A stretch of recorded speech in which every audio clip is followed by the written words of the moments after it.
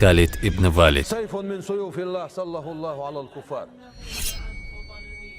Пророк, саллаллаху алейхи вассалям, назвал его «меч из мечей Аллаха, обнаженный против куффаров». Он был участником 1000 битв.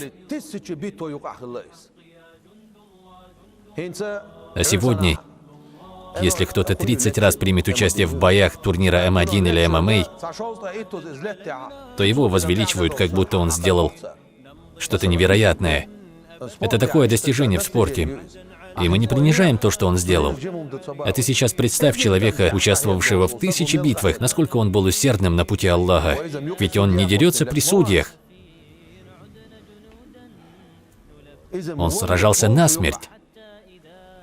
И представь такую картину, что Халид, принявший участие в 1000 битвах, имевший 80 боевых ран, каждая из которых была смертельной, лежит в постели и взывает к Аллаху: «О Аллах, как же сильно я желал умереть шахидом, а я умираю, лежа на своей постели».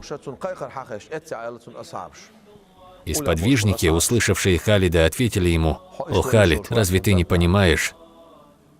В день, когда пророк Мухаммад, алейхиссаляту вассалям, назвал тебя мечом Аллаха, это просто невозможно, чтобы ты умер на поле боя.